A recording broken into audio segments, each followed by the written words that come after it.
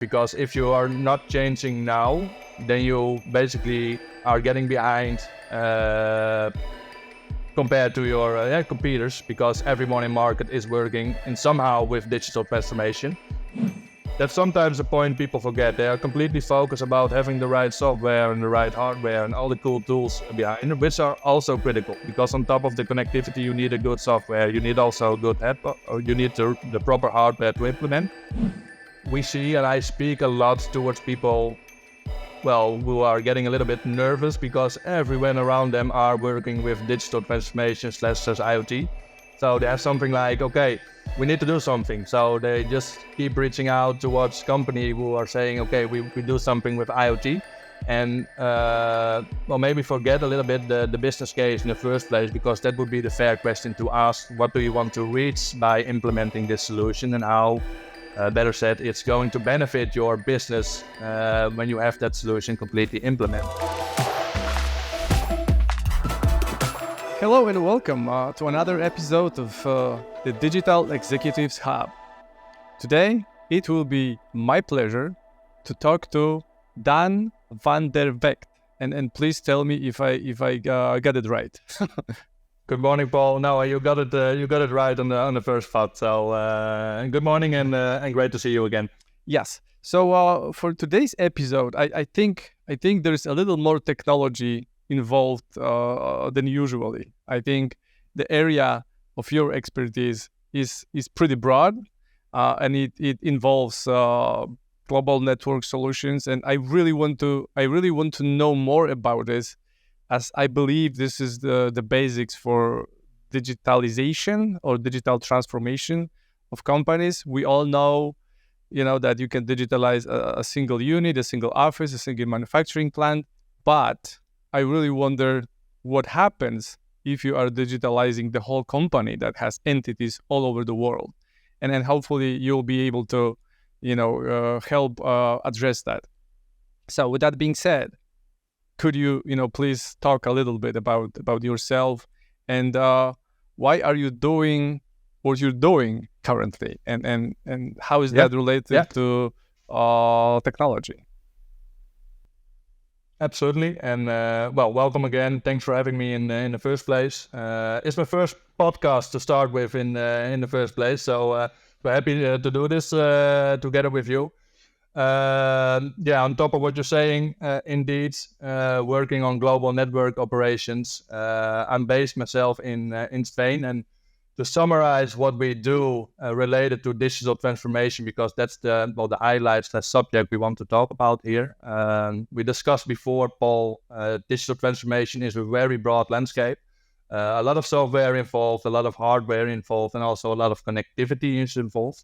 When you talk about digital transformation, or better said, when companies want to transform from a digital perspective or implement digital transformation into their organizations, you first have to talk about a problem / a business case, and from there on you move on into the conversation, whereby obviously connectivity is not the subject you start talking about from the first place, but I always say connectivity are the wheels of having a seamless operation in terms of digital transformation, because without, you can't transform from a digital perspective, especially not when your whole business is reliable on data / software, which is in the end fueled by connectivity. And indeed, on top of what you're saying, I'm responsible for the development from our organization for especially the EMEA market, whereby we do help organizations conquer those challenges in collaboration with our partners to help them with integrating a seamless digital transformation based on their needs in terms of, better said, the way they want to go with their business, because that's always the trigger point. People want to work with digital transformation, want to implement IoT, but in a lot of cases they don't know where to start.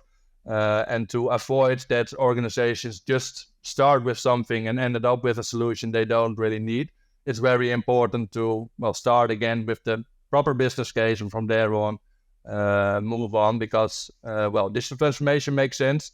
It has a lot of benefits, and we can shine some light on it later in this conversation. But it's the biggest challenge, especially for people who don't have the knowledge, is to, where do we start and what makes sense in terms of our organization, what we want to transform in the first place. Again, rather than just go with something and end up with something you don't need. On top of your question, what makes you do what you're doing? Teaching, learning, sharing the knowledge, and helping organizations to improve their business, especially with the digital era we are currently in.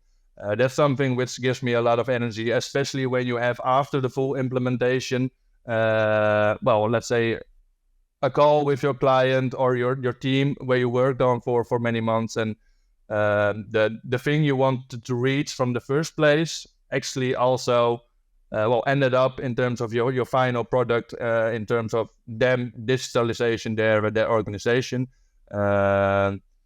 That gives me a lot of energy. And obviously in the landscape of digital transformation, every case is a different case because every business has its own needs. So you can't work towards a one-fit solution in terms of digital transformation, and that makes it, for me, interesting. Always learning also new things from the people you work with. Always open for new knowledge, and therefore also interesting for me to jump on this call with you, whereby I'm obviously also very interested how you see things from digital transformation perspective. And in the end, we have to learn from each other. Yes, we are here in a digital era, and I think it's going really fast. I mean, everything what's today is not anymore there tomorrow from a digital era in terms of the developments which are currently going on. I think enough space to have the discussion and share thoughts on, according to me, Paul. Absolutely right. So let's talk about that. Let's talk about our different perspectives on digitalization, industrial digitalization, and just the change that happens through the technology. So like the first thing that I like to address is why are we here? Like, what is the Digital Executives Hub for? It's exactly for what we are doing right now, which is building a community, exchanging different perspectives, just learning from each other.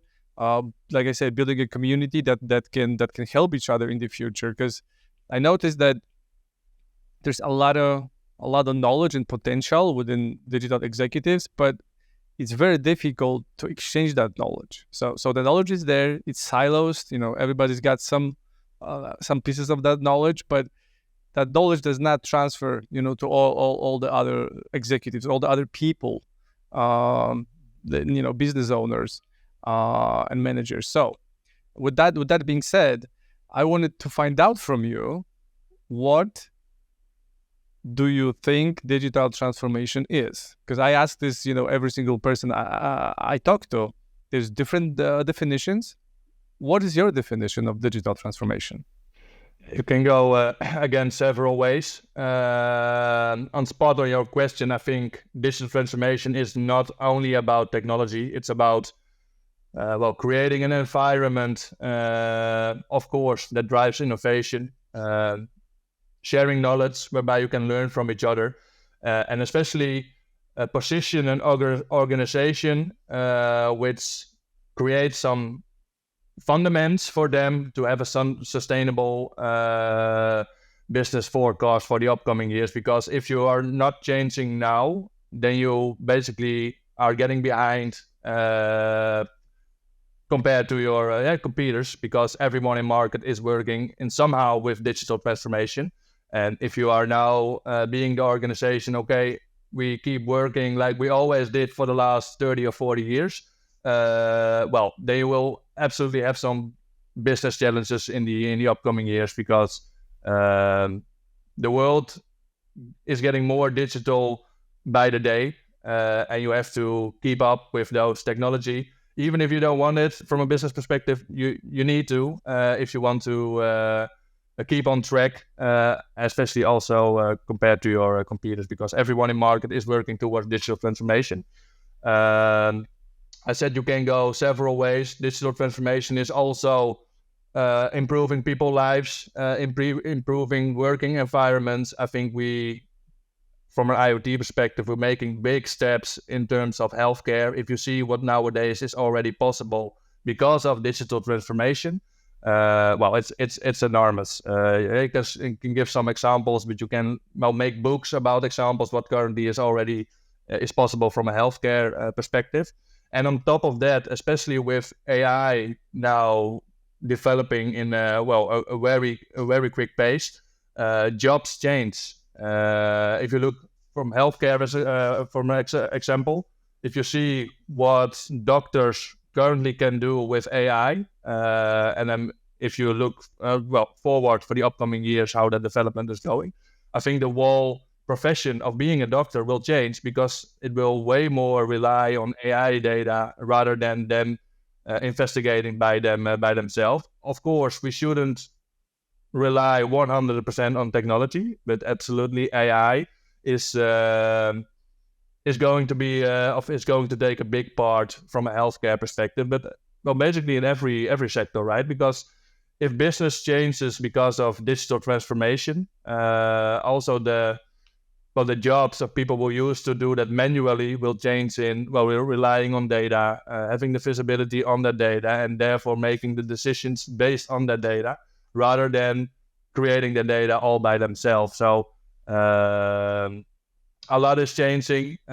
Interesting development in the first place, absolutely. Whereby I think the most important thing, and we spoke to it before, it's about what's in line with your business, what's needed for your business. Because that's always the challenge with a big landscape. You can go many directions, but it's all about choosing the right direction, which is good for your people and especially also the organization in the first place. With the third one, your clients, your customers, because they also benefit a lot, obviously, when organizations implement digital transformation in the right manner. Sure. So I'm gonna start with a big one, with a question that really will take probably some time to answer, because it's something that I'm trying to understand, and I would love the people listening and watching to kind of wrap their minds around it. And it's a question in regards of all-in-one network platform. I really want to know what that is, and I really want to know what are the benefits of it. I know it's this is something that you do for a living, so hopefully, I like all-in-one. Seems like there's no. It's all in one place. It's easy to access. It's all integrated with each other. Can we talk about that a little bit? What does that mean? All-in-one network platform. Is this like a place where? Yeah, what I said before,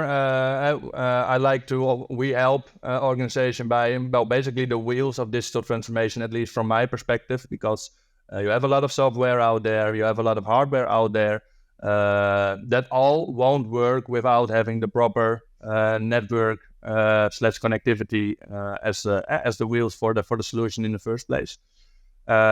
Digital transformation is also about expanding boundaries for our organization. Let's say if you were previously a local company, with digital transformation, your market will extend a lot in terms of you can cross boundaries because everything is going to be digital. Digital is easily shareable in terms of also approaching different type of markets.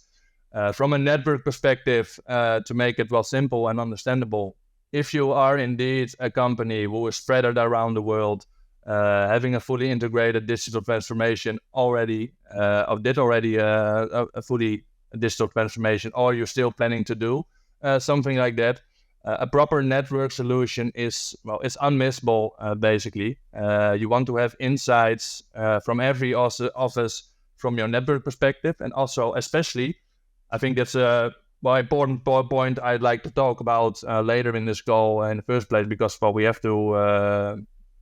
I think it's a crucial point about digital transformation. It's security. If your whole business is aligned or relies on digital transformation, whereby connectivity is a crucial matter as well.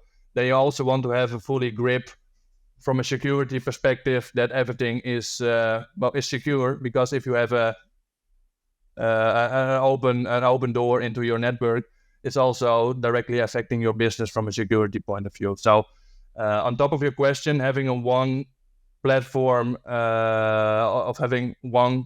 for your network operations, it creates a lot of benefits in terms of having a one-stop from your network, having full visibility what's going on in your network, and especially from a management perspective, and that's more important for the IT guys within organization. They know exactly what's going on every office, for the office in the US, but also their office in Australia or a office in London. It doesn't matter. If you have one platform, you have one visibility, and you know exactly what's going on into that platform. So that's more from an operational point of view and also security point of view.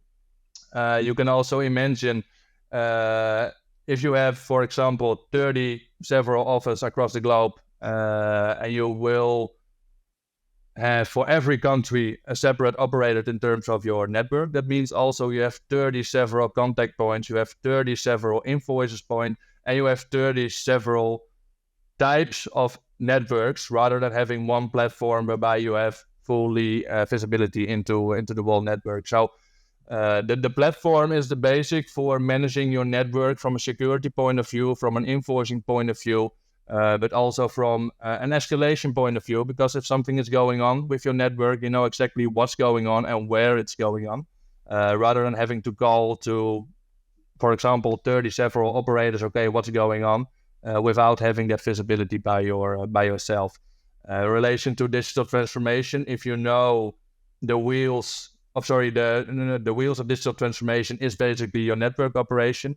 You want to have a seamless operation, so you need a seamlessly network operation as well, because, well, you can imagine if you have a critical incident with your network, basically your whole business will be down if your whole business is relied towards digital transformation.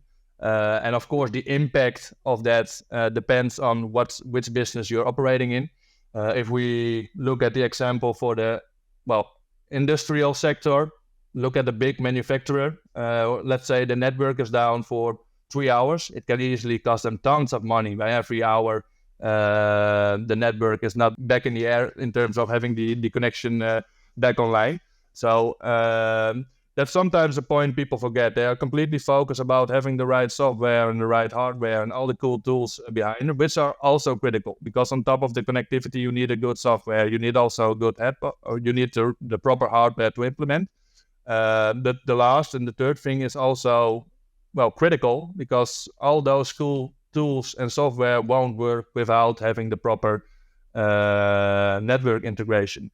And that's more looked from an operational perspective, but also if you look at the needed increased capacity for your network, if you're starting to digitalize your organization, obviously you need a bigger capacity of, what's for your network.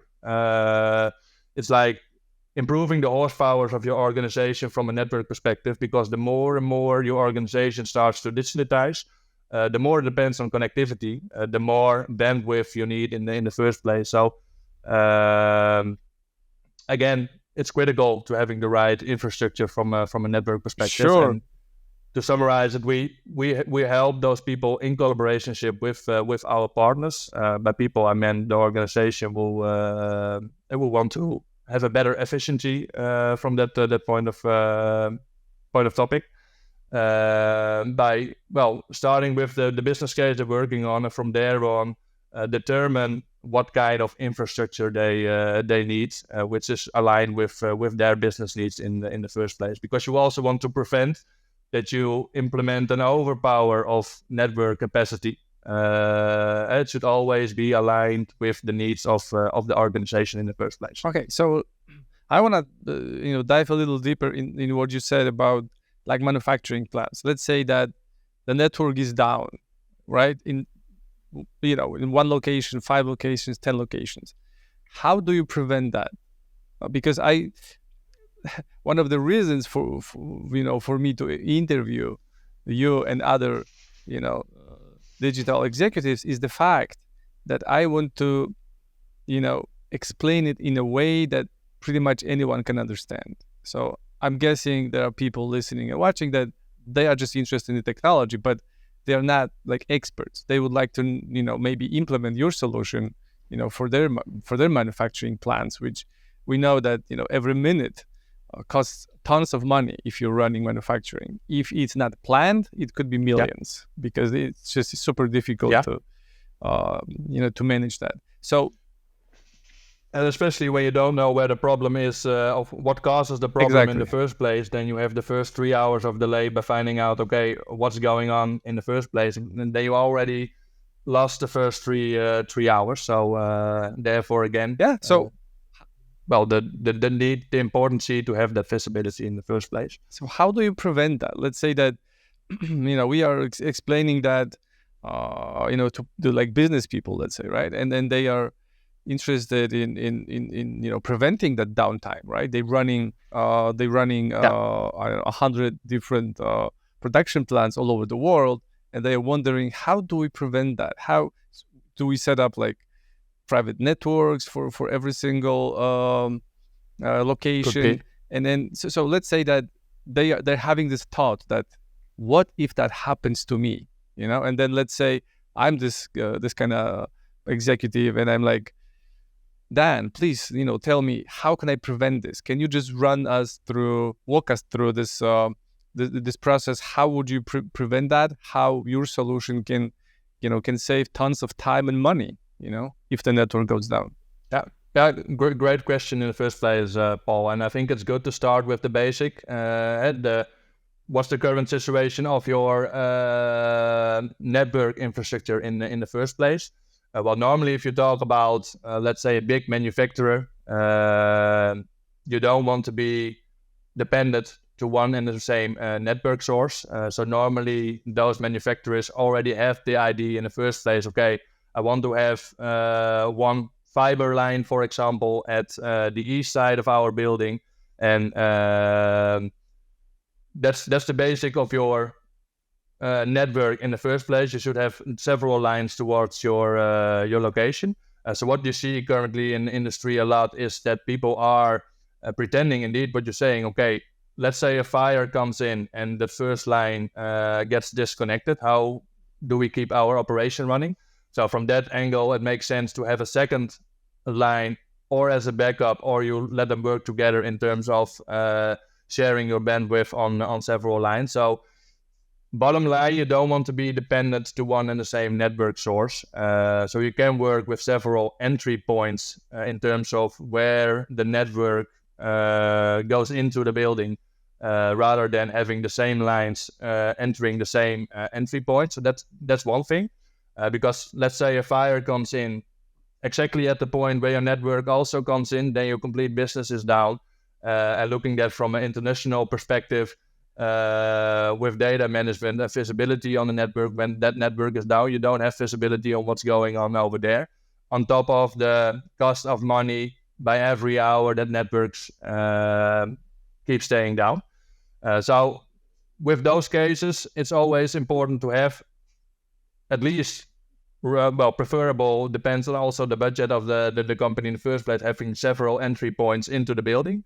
And on top of that, if the business is critical enough, you can look at a third, we call it a failover solution, in terms of when the fiber lines are going down because of a fire or disconnection, or what you see happening a lot in cities, like a digging hole, like construction work is being done. Lines are actually under the point where people start to dig. Well, one dig is enough to disconnect the whole building. So currently, which makes sense then, especially with the development of 5G, it absolutely makes sense to look, okay, how we can look at a failover solution in terms of if our primary connection falls down, so it can be the first or the second or both fiber lines, how are we making sure that our business isn't affecting by that in terms of our full capacity is down.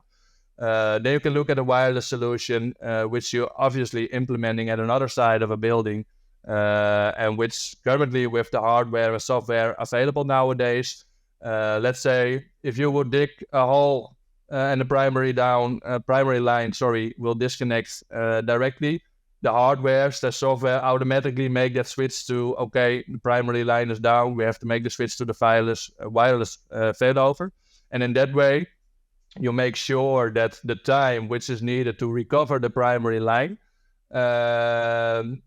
isn't affecting your business in terms of the operation, because the operation can continue because you have a wireless, or maybe, depending on how big the building is in the first place, several wireless solutions will keep the business running. But it's always, you don't have a one fit solution for those cases. It all depends on which business are you in, how big is the impact, because I like to speak from an impact perspective rather than pitching solutions. And it's not about the product, it's about the impact, and the product helps, that's the solution, helps to reduce in the first place that impact. And the industrial sector in the first place mostly are nowadays really dependent on digital tools, digital transformation. Their whole business basically relies, in combination with the whole value chain, relies on digital information/data. So again, that impacts if a primary line or the network in the first place is down, is enormous. So if you talk about a business case whereby an organization makes clear, okay, if we are down for 1 hour, it costs us $100,000, euros, pounds every hour. Then looking at the solution which costs you a couple of $100 a month to prevent that, then you have, I think, a business case in the first place, because it's all about risk management. If you're looking for failover solutions, it's not that you think you will need to make use of those solutions in the first place. It's about if the primary network falls down, we want to be sure that our operation keeps continue. It's basically, if you look at failover solution, it's an insurance for your business. And if you compare the costs which are actually needed to implement a solution like that compared to the eventual business impact when your primary network line is down, then it's absolutely. I'm searching for the right word.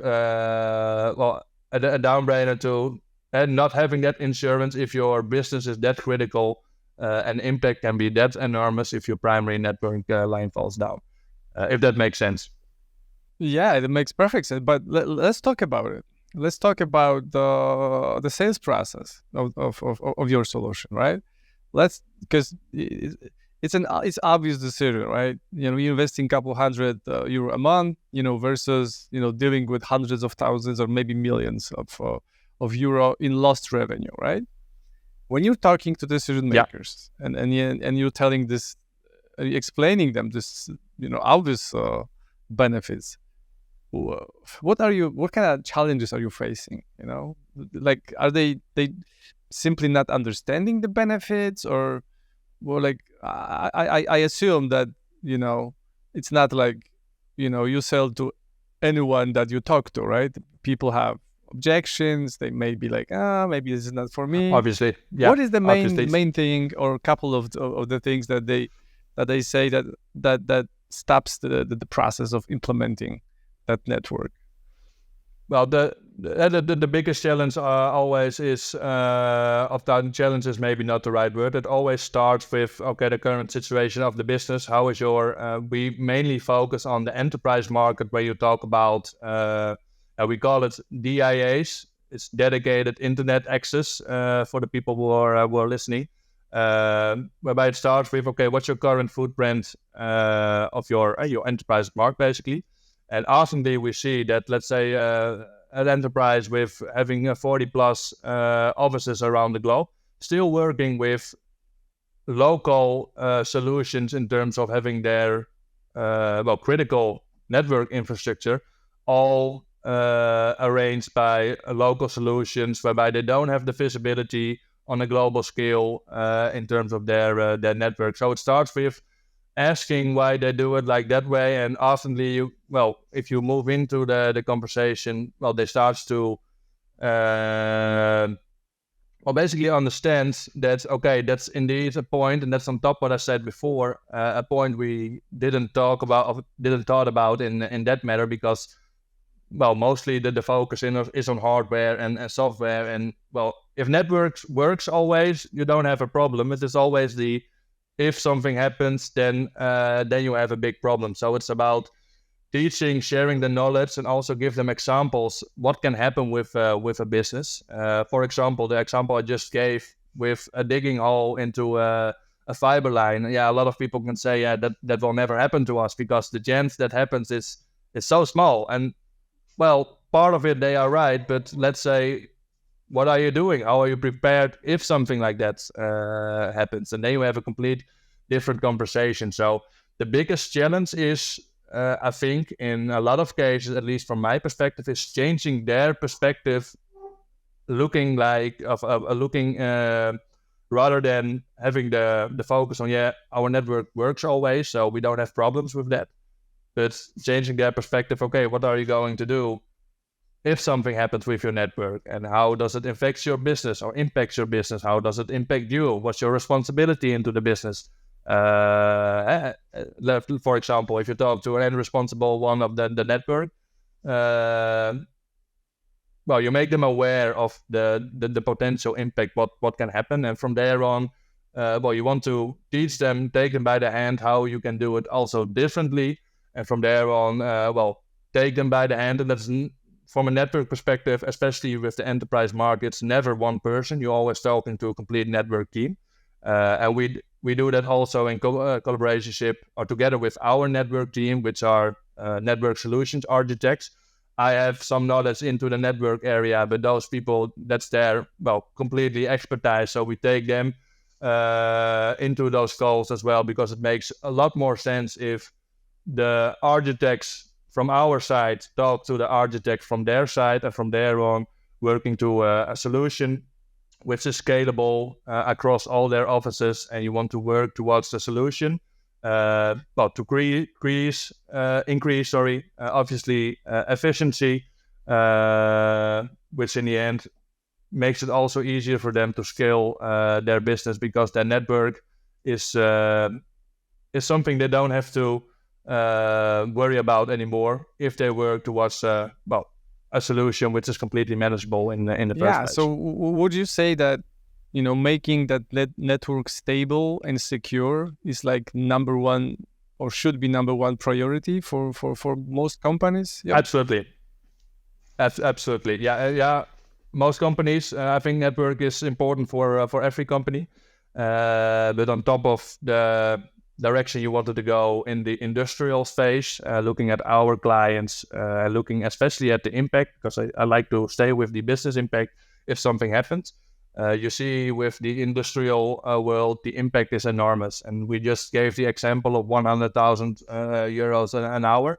I saw some examples whereby that number you can multiply by 10 in case the business is completely down. So the business impact is obviously enormous. And a car can't also drive without wheels. And I'd like to say the network are the wheels of your digital area in terms of digital transformation for your organization. Yeah, absolutely. So the unified network platform, that sounds revolutionary, right? And how do you see it shaping the future of business operations?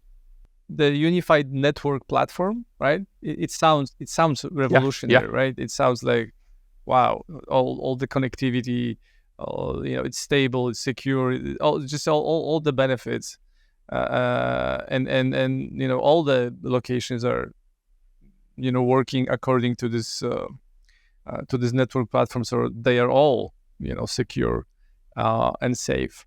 So how do you see that shaping the future of business operations? Is this gonna accelerate companies, helping them do more business, make decisions faster? Like I wonder how you look at it. as a person that talks to that talks to people that are using this technology, and I wonder if they're using that technology to have a safe network, or they're using that to have safe network, but also are using that to expand their business, grow their business, and accelerate. Yeah, I see what you're saying. Yeah. In the first place, of course, having your network secure and aligned that's the number one in importance. But also, I like to change the word network platform to a communication platform, because you can implement all types of communications inside your organization into that same platform. I'm looking at what I just explained, especially for an international orientated organization. You want to have your communication, because communication is, I think, even critical as your network operation, especially when you work with international offices. So combining that at one and the same platform gives you also more grip from a management perspective, but also if something falls down, you quickly know what's going on, and you can go several ways to keep your communication slash network operations going on. Beside of that, I hope you can imagine, and it makes sense, if you have 30 offices around the globe and you work with 30 local solutions for your network. You also work with 30 several invoices, combining all those services to one and the same platform in this example. From a cost perspective approach, obviously that will benefit things if you combine everything to one and the same platform. Looking from a business scalability perspective, digital, it's not only platform oriented, but more in general. When you talk about digital technologies, gives you, of course, the flexibility to scale up operations when you have that completely implemented in the right manner.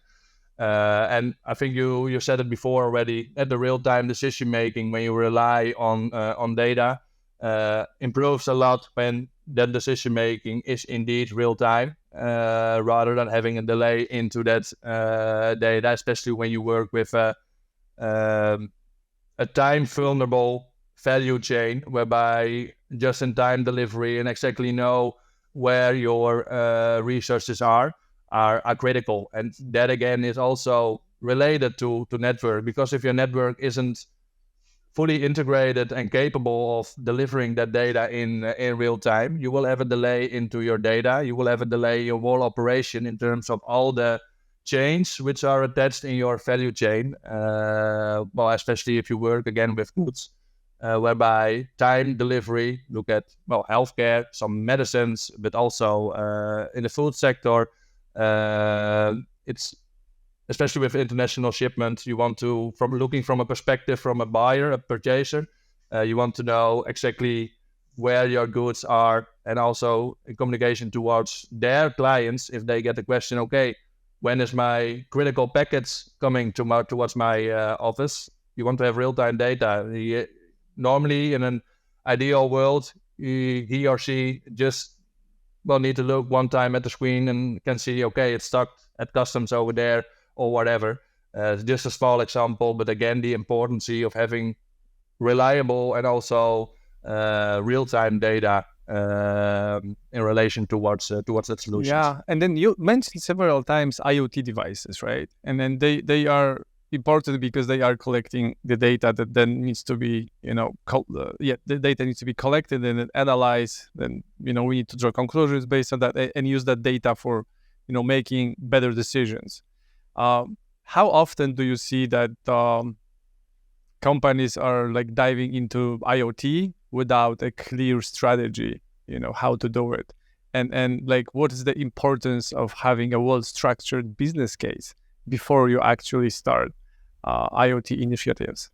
Well, yeah, great that you bring up this subject, because the business case, to me, it starts all about with the business case. We see, and I speak a lot towards people, who are getting a little bit nervous because everyone around them are working with digital transformation / IoT. So they have something like, okay, we need to do something. So they just keep reaching out towards company who are saying, okay, we do something with IoT. and maybe forget a little bit the business case in the first place, because that would be the fair question to ask. What do you want to reach by implementing this solution, and how, better said, it's going to benefit your business when you have that solution completely implemented. Maybe an example for the people who are listening as well. A recent conversation I had with one of our prospects who reached out directly towards me. It was a big cleaning company in Holland, and he had the same. He was a little bit nervous. He wants to do something with IoT, but didn't have the knowledge in terms of what's possible with IoT in the first place, but especially not in the cleaning brands he was operating in. So they start an interesting conversation about brainstorming with each other. Okay, what would be useful for you to implement IoT? Whereby he first was discovering, from a cleaning perspective, are there some type of sensors who can tell me when something needs to be cleaned, yes or no? Oh, I love the idea, but then you have a lot of things like, what is clean for every person? It's a different perspective. But in the end, out of that conversation came they helping 2,000 several offices in the Netherlands with basically cleaning their office. And currently finding the right staff is hard because of a lot of developments currently in market. It's hard to have to find staff in the first place, no matter in what branch you're operating in. So he had like a team of, let's say, 50 people who that had the responsibility to not clean all those offices, whereby, according to him, in 15 till 20% of all the cases, those people were cleaning rooms, whereby those rooms weren't entered by anybody in the last 3 or 4 weeks. So why clean something which is already clean, especially when people didn't enter that room in the first place? So we did like the high level calculation. Let's say if you can reduce your working hours by 15%, but keep charging your customers basically the same amount, you would have an enormous business impact from a cost perspective, in terms of he was able to reduce his costs by 50 or 20%, because you can, by implementing IoT, you can measure if people enter the room, yes or no. You can also measure nowadays how many people did enter the room, how long were they in that room. Like then you look at basically a crowd management. You see that a lot of with local governments in terms of security, like crowd management with big events, and you can obviously implement those type solutions also on a smaller footprint, let's say an office or a room in that office. So that's an interesting business case with IoT, whereby it's a great example whereby in the first place, was searching for something. How can I measure when something is dirty and needs to be cleaned? And continuing that conversation, you ended up with a business case whereby I handed over that business case actually to one of our partners who have more an expertise into especially the cleaning sector, whereby we obviously come in from a connectivity perspective again. But connectivity is never the first subject you talk about when people want to work with IoT. It's you first want to have the business case, and from there on you move to the solution. And obviously you need the connectivity, let's say the gas for your solution to make it work also in a proper way. So I think that's a good example on top of your question, whereby it's really important to start with a business case in the first place, rather than just work with IoT and not really sure where you are ended up. Great. That was a great explanation and almost a case study, of how you were able to help maybe kind of, shift the priority of what that company wanted to do. But this is great that, that you have that. And on top of that part, it also gives let's call it a blueprint in terms of the process, because those solutions are never implemented by 2 days, especially if the business is big enough.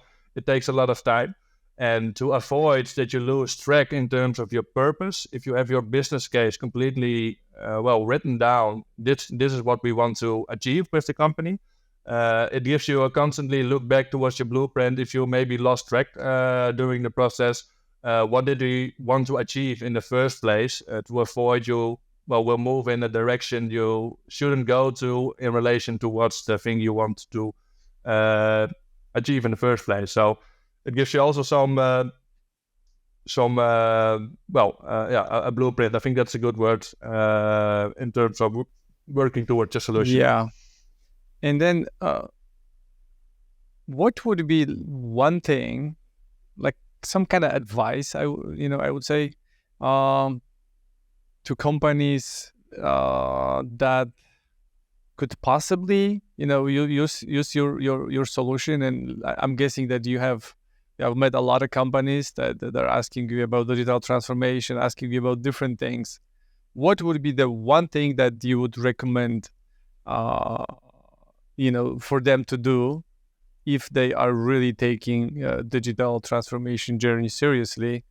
And is this the stability of network or something different? Great question. And of course, from my perspective, stability of network is an important thing. But the fair answer to this, and I like to stay with the IoT area, is again what's the business case for your organization? It all starts with that. You can talk again about all the cool stuff you can do for a company with all the tools and great hardware and even better software. If you don't start with the current situation of the business and where they want to go with their business, it doesn't make sense to continue a conversation. And also from their perspective, if you talk about the business case, I'm also talking about creating an ROI, like what's your return on investment if you are implementing that IoT solution. On top of that, obviously, what's the eventual impact you want to achieve by implementing IoT? So the best advice would be, if people want to work with an IoT solution, because we have to be careful with the words we use here, because IoT is also a very big landscape. But if you want to work with an IoT solution, it starts with your business and what they want to achieve / improve by implementing IoT. Before you start to talk about all the cool stuff, because believe me, there is great stuff out there, but all that doesn't make sense if the business purpose, the goal isn't clear. Then it doesn't make sense to talk about product, to me. But that's only my perspective, obviously. No, this is a great takeaway, because sometimes companies are rushing into solutions that don't make so much sense. They didn't build up this business case. They just want to do something. They just want to be up to date, but just by implementing random solutions, they're not going to be up to date. No, I think in general, in the first place, it doesn't make sense to talk about product before actually know what's going on into business. That's in general. But if you talk about an area, let's say digital transformation or IoT, whereby we both agreed earlier this call that there is a lot of lack of knowledge from a buyer perspective, because it's a new world, it's going fast. Then it doesn't make sense at all to talk about all those cool stuff, because it starts then with educating those people what's possible nowadays. And from there on, working on a team with your client, as a team with your client, how you can implement all those cool stuff in the world of IoT into their business and what makes sense based on their needs. That's a more healthy conversation to have from my perspective with your clients, and work on a team, especially when the buyer isn't familiar in the world of IoT, rather than pitching a solution whereby 60% of all the terms you mentioned are like black to them in terms of not having the proper knowledge.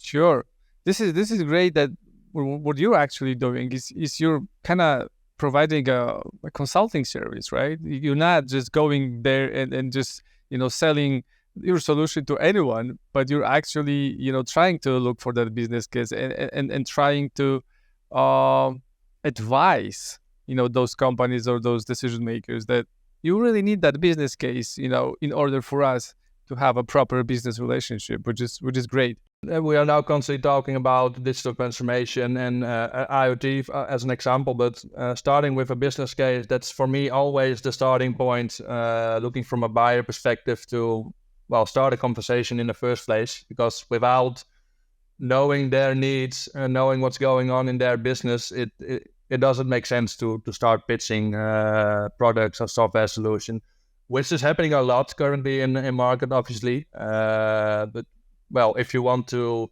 get the right trust from your client, you should understand their business, you should understand their needs, but you should also understand their lack of knowledge so you can help them with them.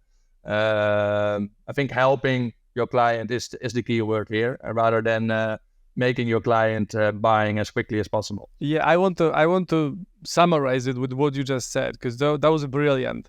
You should understand the lack of knowledge of the buying committee, not take advantage of that lack of knowledge, right?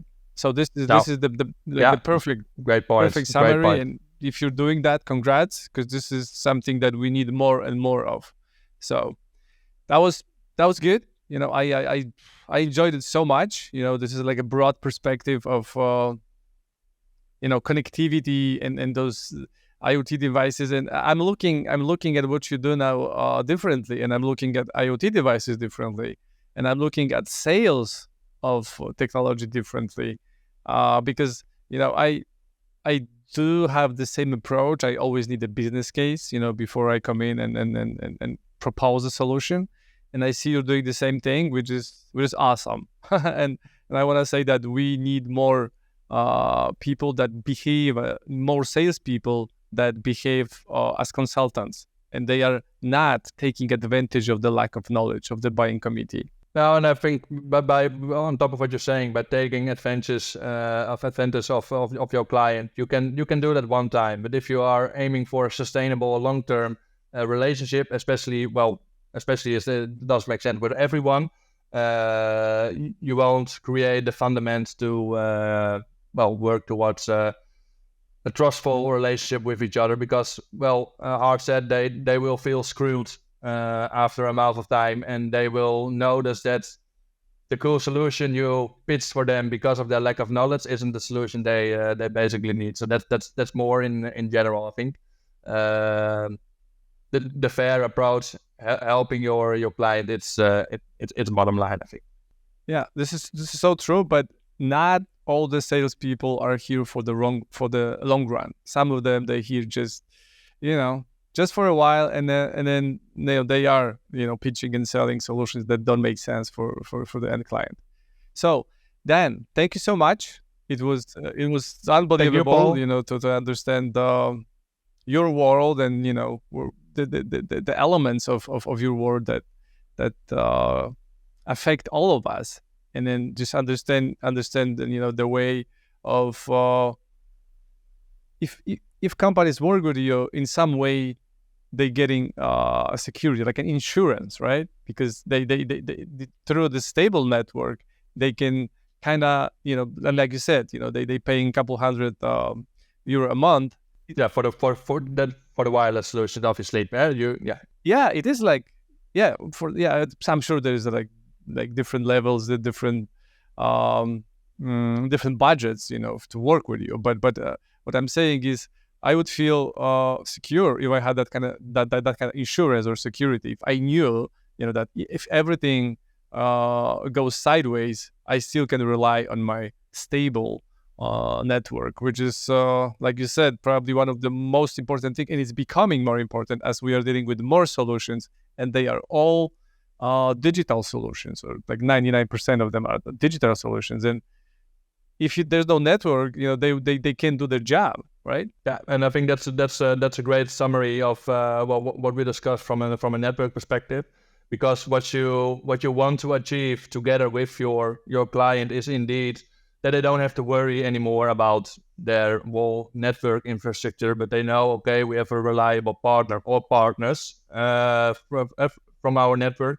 so they can put their focus, put their time on, I think, more fun stuff like digital transformation, the subject we're constantly talking about, and how we can improve that even more into our organization, because digital transformation is not something you do one time. It's when you start digital transformation, you constantly have to keep up with all the developments. And I think the biggest challenge, but also the biggest fun from an organization perspective, is to improve that by the time, and make sure you have a great fundamental organization from a digital perspective as well, which is unmissable nowadays, according to my perspective. Absolutely. So Dan, thank you so much. And then for all the people listening and watching, if you are thinking of implementing some IoT, not just IoT, some IT solution, please keep watching all the episodes, as I can guarantee that sooner or later you'll find an expert here that's talking about your actual needs. So please stay tuned. Dan, thank you so much. Hope to meet you in Thanks person. again, Paul. This is what I always say. I'm actually planning to visit. You're in Spain. I keep thinking that you are in the Netherlands, but you're in Spain. So no, but I'm still visiting the Netherlands. On a regular basis. So you're important, obviously, but I believe you travel tomorrow to Amsterdam, if I'm not mistaken. This is Wednesday. This is my plan to do it on Wednesday. So we'll see. We'll see. Okay, great. Thank you very much. We'll see. And then like I said, hope to meet you in person, grab coffee or something, and talk a little bit more about. Will do. Yeah, sounds good, Paul. Technology. So thank you so much. Will do. Okay. Thank you. Bye.